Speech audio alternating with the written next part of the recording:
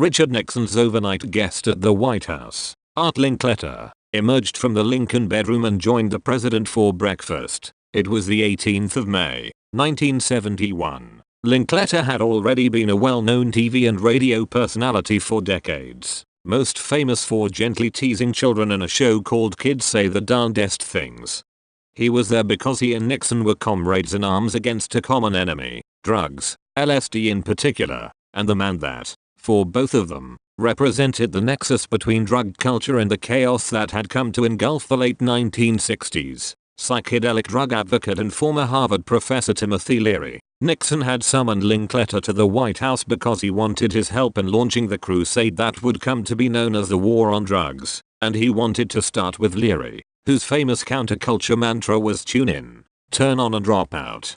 This meeting between Nixon and Linkletter was just one bizarre, little remembered footnote in 1971, a year that would soon spiral out of control for the president. He felt surrounded by enemies, as a sputtering economy and prolonged war in Vietnam damaged his approval rating. Brand new polls suggested that Democratic Senator Edmund Muskie could unseat him in 1972. In the coming weeks, Nixon would be rocked by the New York Times publication of the Pentagon Papers. He would create a secret group, dubbed the Plumbers, to stop unauthorized leaks and harass his political enemies.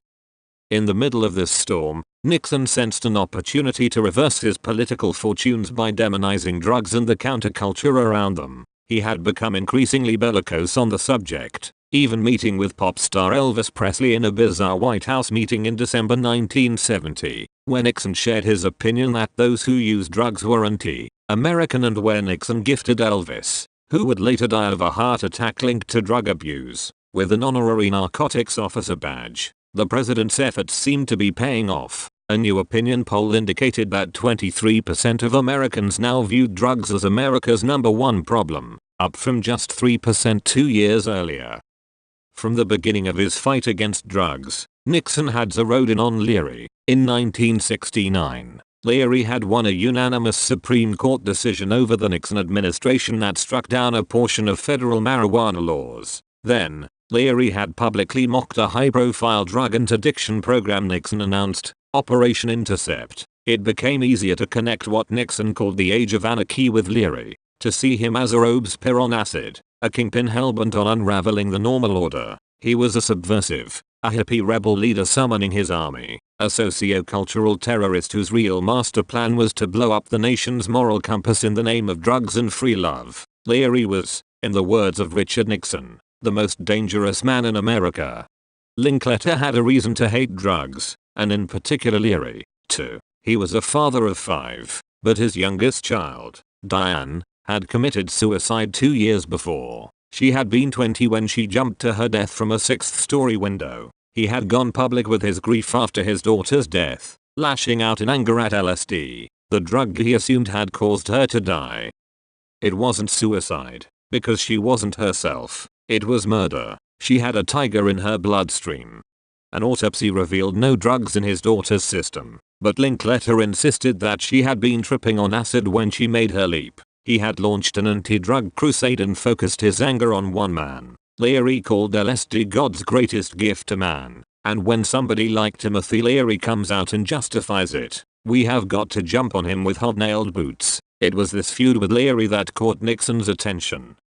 On the same spring day Linkletter and Nixon were meeting, Leary had once again slipped away from Nixon's agents. Months earlier, he had broken out of a California prison, where he had been sentenced to 10 years for possessing 2 marijuana cigarettes. The FBI lost the trail, but the CIA managed to track Leary to Algeria, where he had taken refuge with the Black Panthers. Yet after a falling out with Panther leader Eldridge Cleaver, Leary fled Algeria. Now the FBI and CIA were reporting that the trail had gone cold.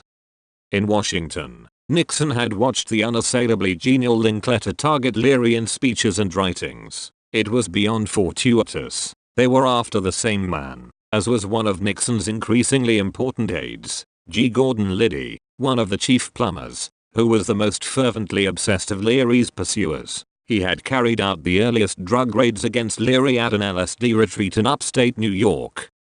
Nixon contacted Linkletter and asked him to join a National Narcotics Commission. Then he invited Linkletter to the White House and to spend the night in the Lincoln bedroom before they planned how to take down Leary and his drugged out followers. As he headed to eat with the president, Linkletter was thinking about an article in that morning's Washington Post, a story about a Nixon administration official who said that penalties for marijuana should be minimal or non-existent, a fine, like for a parking ticket,